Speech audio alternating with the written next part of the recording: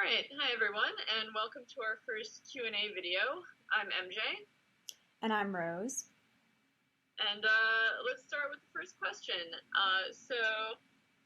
First question is, are all these separate storylines going to become part of one big story? And the answer is yes, definitely. That is the end goal. That is what we are so excited to finally get to at some point. Yes. I feel like, well, the answer is more like they're going to come together, and then they're also going to split apart again, because we have plans for people that, they don't always, go together, so, people will meet up, and then... Right. There will be overlap in these storylines. They don't all exist completely independently, and most importantly, people will meet each other. Worlds will collide. But yeah, they meant collide and then ricochet. Yes. But yeah, everything that we put in hopefully is connected to something else. And there's parts of the story that, are connected that have not yet even been introduced. So, yes. All right, next question. What inspired you guys to write this story? So this is, I guess I should start because I originally asked Rose if she wanted to collaborate with me on a webcomic. I've wanted to do a webcomic probably since about 2010. I actually put out a call for submissions at the time and didn't really get a whole lot back and didn't really find anyone that I worked really well with.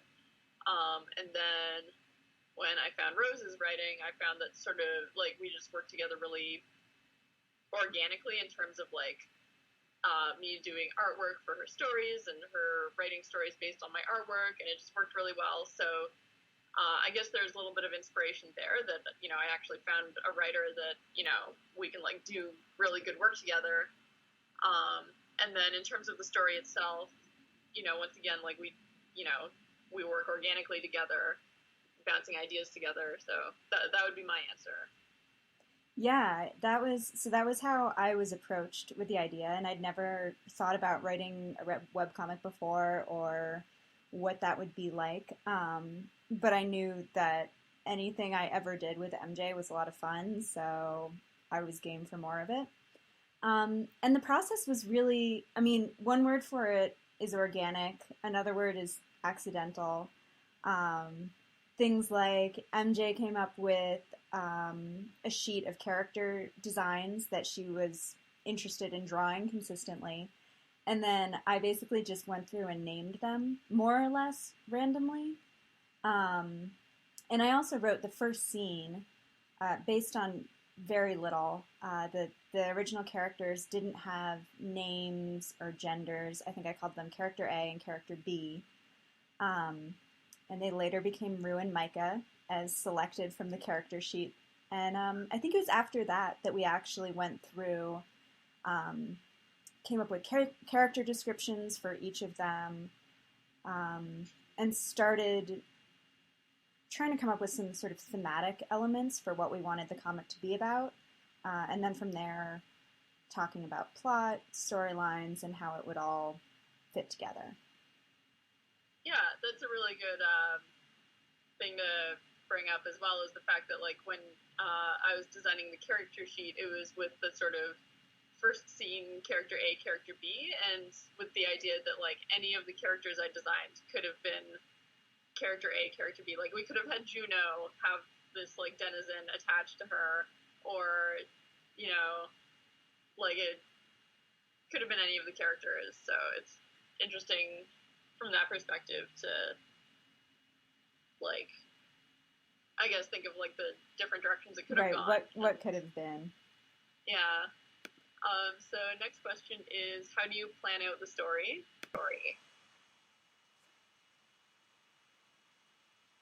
So how we plan out the story. Through many Skype calls. Yeah, we talk on Skype about weekly.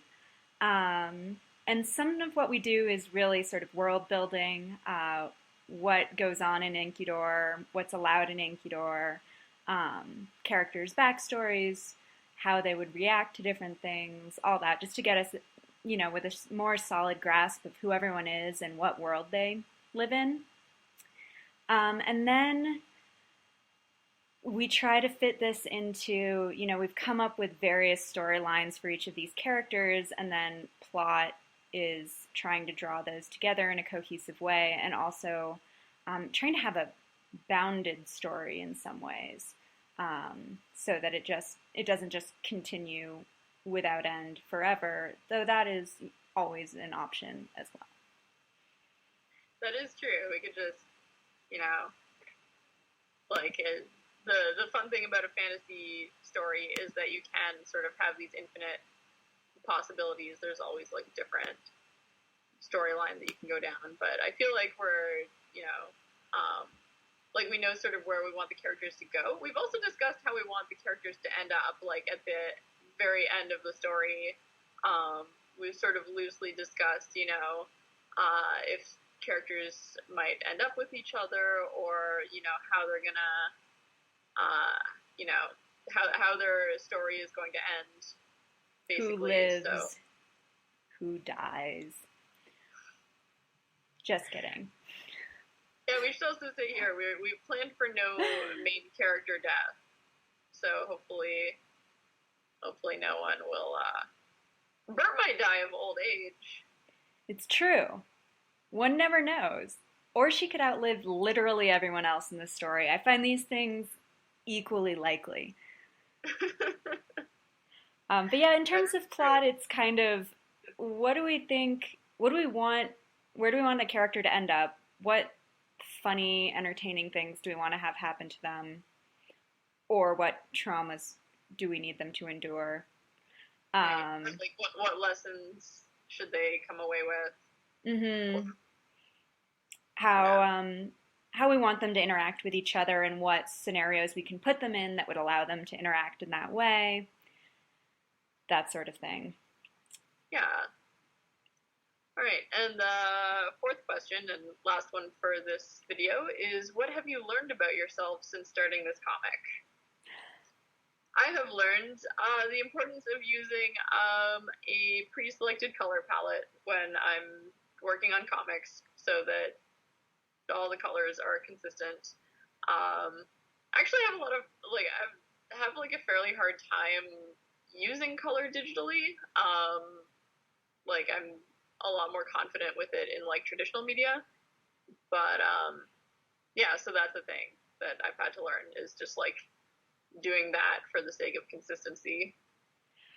I have learned that the style of writing I use for other stories cannot translate well into a webcomic unless I want us to have 500 pages of characters bantering at each other, which is highly entertaining when you're reading it in a more traditional format, but when you're reading it as a webcomic that updates twice a week, it is incredibly boring and pointless, and nothing ever happens.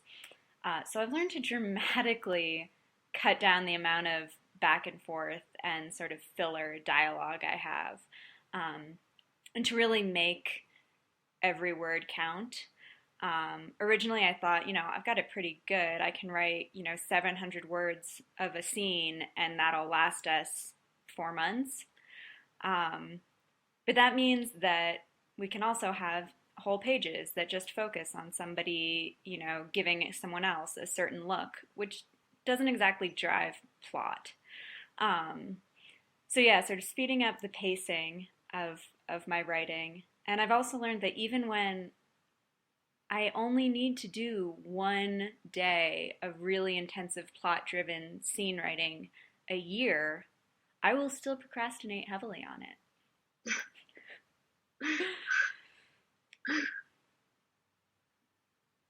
I've also learned that it's really fun to do world building with a friend.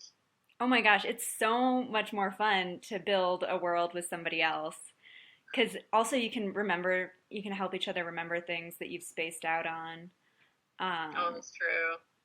Like me opening my notepad and all I'd written down was the word mouse turd, and me going to MJ like, what? Do you remember what this was about? And she did. think we were trying to come up with swears that we could have Bert use that wouldn't break our rating system. Oh, yeah, that's another thing is realizing we want to like stay under a certain rating. Oh yeah, for sure. It was a lot more profane to start and Yeah. casually raunchy and full of cussing.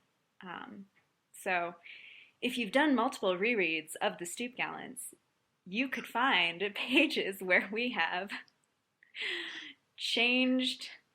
We removed an F word or two And replaced them with things like dingus. Yep. Actual example. Yep. All right. I think that's it for this recording. And yeah, stay tuned for next episode. Bye. Bye.